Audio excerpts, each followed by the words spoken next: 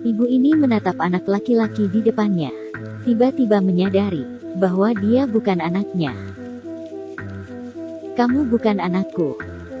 Pada tahun 1928 di Amerika Serikat, ada seorang wanita muda menangis dan menelepon polisi. Dia kehilangan anaknya. Polisi menyatakan bahwa sesuai dengan peraturan pada saat itu, kasus ini hanya bisa diajukan setelah 24 jam menghilang. Dia menunggu dengan cemas sepanjang malam. Akhirnya polisi mendatanginya. Tetapi setelah 2 minggu mencari, tetap tidak ada kabar dari anaknya. Sampai 5 bulan kemudian, polisi tiba-tiba mencari dia dan memberitahunya bahwa anaknya telah ditemukan. "Anakmu masih hidup." Dia menangis gembira dan mengikuti polisi ke stasiun kereta. Tetapi saat melihat anaknya, dia tercengang. "Ini bukan anak saya." Wajah polisi berubah dan berkata pasti karena dia terlalu gembira, sehingga salah lihat. Anak kecil ini langsung mendekati dia, memeluknya, dan memanggilnya ibu. "Ibu." Christine tidak bisa percaya. Dia adalah seorang ibu tunggal. Bagaimana bisa salah mengenali anaknya?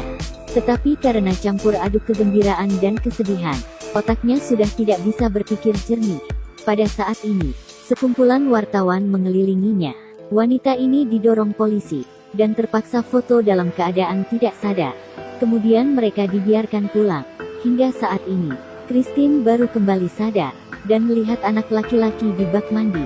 Wajahnya berubah. Dia membawa anak itu ke pintu untuk membandingkan, dan menemukan bahwa anak itu lebih pendek dari putranya sebanyak 7 cm. Dia menutup mulutnya. Seluruh badannya gemetaran. Memang benar, ini memang bukan anaknya. Keesokan paginya, dia pergi ke kantor polisi untuk melaporkannya. Tetapi polisi mengabaikannya dan menegur bahwa dia sedang menghindari tanggung jawab sebagai seorang ibu. Christine marah. Dia bisa menjaga anak palsu ini, tetapi kondisi anaknya tidak diketahui sampai sekarang. Dia memohonnya, meminta mereka untuk mencari anaknya lagi. Tetapi polisi tidak mendengarnya, malah mengirim dokter ke rumahnya. Dokter ini penuh dengan omong kosong. Katanya anak memang bisa jadi pendek, karena sebuah trauma bisa membuat tulang belakangnya mengecil. Christine terkejut dan juga marah. Dia hanya menganggapnya konyol, dan anak palsu ini masih memanggilnya ibu. Setelah bertahan lebih dari 5 bulan, Christine tidak bisa menahan diri lagi. "Jangan panggil aku ibu. Aku bukan ibumu. Aku hanya ingin anakku kembali."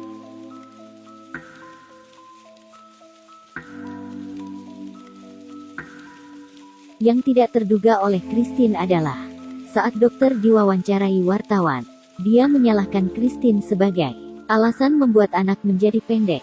Dia menyindir bahwa karena Christine tidak menjaga anak dengan baik, dokter membuatnya menjadi ibu buruk yang meninggalkan anaknya. Christine tidak berdaya, dan tidak ada yang bisa dia lakukan. Untung saja, seorang pendeta mendengar ceritanya, dan memutuskan untuk membantunya. Dengan bantuan pendeta, Christine mulai melawan. Dia membawa anak palsunya ke dokter gigi. Dokter berkata, "Gigi depan anakmu bercelah, tetapi anak ini tidak." Kemudian dia membawa anak palsunya ke sekolah. Memang benar, dia tidak tahu nama gurunya, dan juga tidak tahu tempat duduknya. Guru dan dokter gigi berkata bahwa itu bukan anaknya. Jika perlu, mereka bisa menjadi saksi. Kemudian, Christine mencari wartawan dan mengungkapkan semua kebenaran. Tindakan ini membuat polisi malu dan marah. Dia menangkap Christine dan berkata bahwa dia punya masalah mental. Polisi ingin memasukkannya ke rumah sakit jiwa secara paksa. Christine benar-benar kaget. Apa? Dia hanya ingin menemukan anaknya yang hilang, tetapi tidak menyangka dia akan dibawa ke rumah sakit oleh polisi. Di sini terlihat seperti rumah sakit jiwa, tetapi sebenarnya ini adalah penjara. Dokter setiap hari memaksanya untuk menandatangani pernyataan penutupan kasus. Christine tentu saja menolak, tetapi tiba-tiba perawat berkerumun dan memasukkan obat penenang ke mulutnya. Seorang pasien ingin menyelamatkannya, tetapi diseret pergi, diikat di kasur, dan diberikan terapi kejut listrik. Christine baru tahu, semua tahanan di sini adalah orang yang tidak bersalah seperti dia. Dengan cepat, dokter datang kembali. Christine memarahinya. Seperti perkiraan, dia juga dibawa ke ruang terapi listrik. Tangan dan kakinya diikat, dan sama sekali tidak bisa bergerak. Di saat kritis, pendeta membawa orang menerobos masuk, dan menyelamatkannya. Tetapi baru saja dia keluar, dia mendengar penjual koran di jalanan sedang menyebut sebuah kasus pembunuhan. Korban pembunuhan, termasuk anaknya. Saat mendengar itu, pandangannya langsung gelap. Yang mengungkap kebenaran kejam ini adalah kasus penyelundupan yang tidak mencolok. Beberapa hari lalu, seorang detektif sedang di perbatasan pertanian. Dia menangkap seorang anak kecil yang selundup dari Kanada. Awalnya dia ingin memulangkan anak ini, tetapi anak ini gelisah, tidak tenang, dan ingin berbicara dengannya. Detektif tidak anggap penting. Dia kira anak ini hanya ingin menipu dan lari.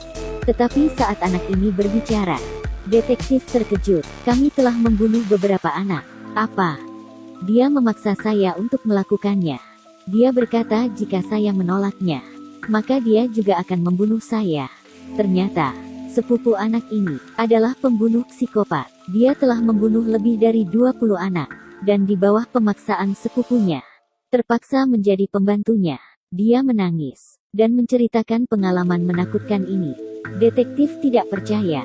Dia mengeluarkan beberapa foto anak yang hilang, dan meminta anak ini melihatnya. Dia berharap ini hanya bohongan. Tetapi anak ini hitung satu persatu.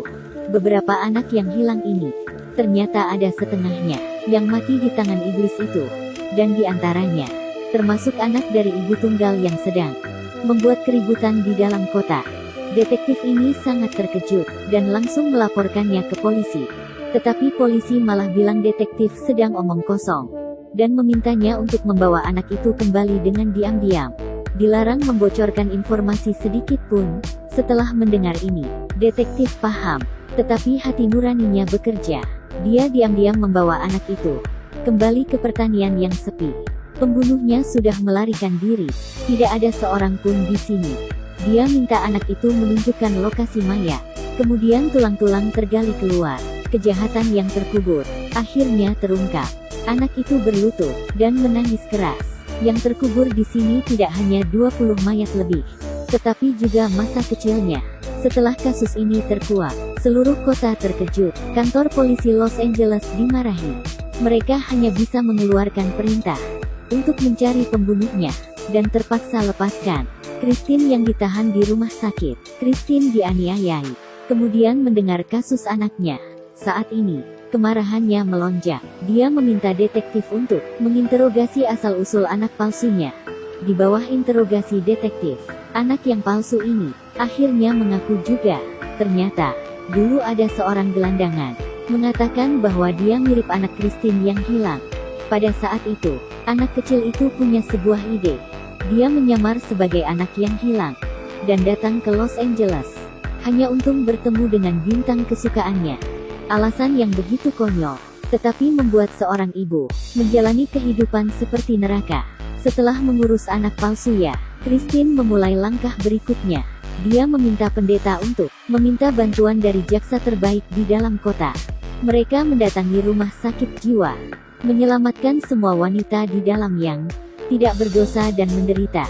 Kemudian, dia membawa bukti untuk menuntut polisi di pengadilan. Pada waktu bersamaan, terdengar sebuah kabar baik. Pembunuh itu sudah tertangkap. Tetapi saat menghadap ke kamera wartawan, dia malah tersenyum, menceritakan kejahatannya. Tidak ada penyesalan sedikit pun. Seorang anak kecil berjalan di pinggir jalan. Dari jauh, sebuah truk datang dan berhenti di sampingnya. Pria yang di dalam mobil berkata, "Teman kamu kecelakaan. Cepat naik, saya antar kamu ke rumah sakit." Anak kecil itu sedikit ragu. Tetapi setelah melihat ada anak duduk di belakang, dia akhirnya naik ke mobil yang menuju kematian ini. Dia dibawa ke sebuah peternakan. Di dalamnya ada puluhan anak yang dikurung. Setiap malam, pria ini akan mengambil kapaknya, berubah menjadi iblis. Dia memilih anak secara acak, dan ditariknya keluar. "Tolong,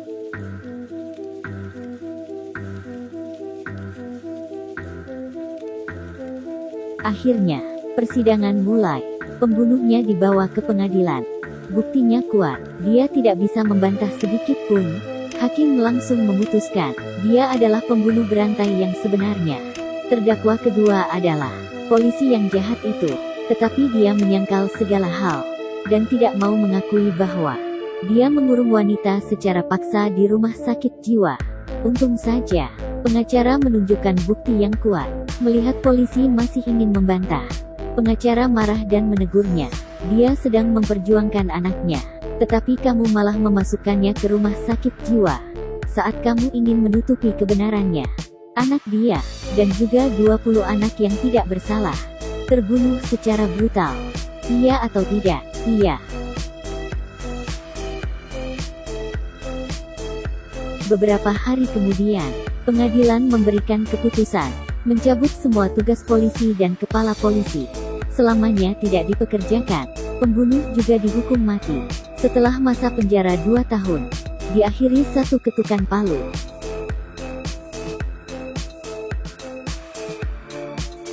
Dua tahun kemudian, pembunuhnya akan dieksekusi. Tetapi sehari sebelum dieksekusi, dia meminta untuk menemui Christine.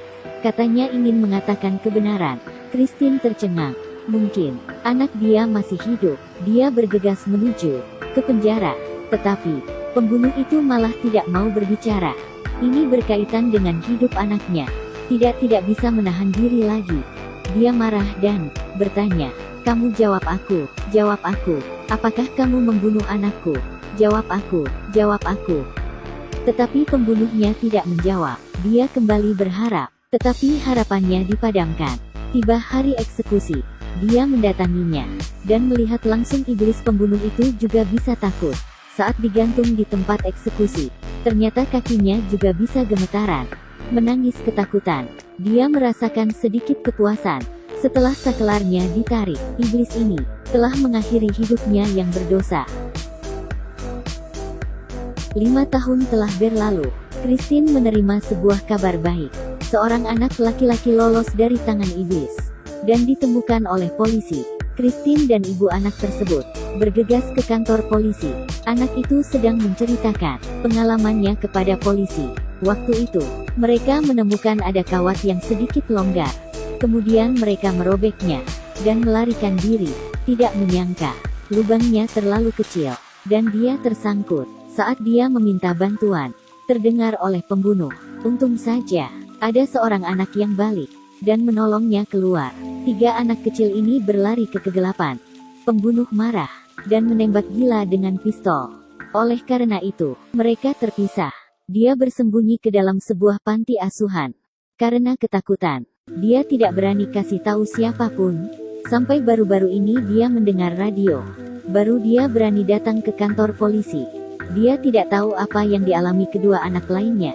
Tetapi anak yang menolongnya waktu itu adalah anaknya Christine. Setelah mendengar itu, wajah Christine sudah penuh dengan tangisan. Dia berpikir, anaknya kemungkinan besar masih hidup, sama seperti anak ini, karena ketakutan, sehingga bersembunyi di suatu tempat. Tetapi bagaimanapun, anak kecil itu memberikannya harapan. Judul film ini adalah Changeling. Diangkat dari kisah nyata di Amerika Serikat, pembunuhan kandang ayam.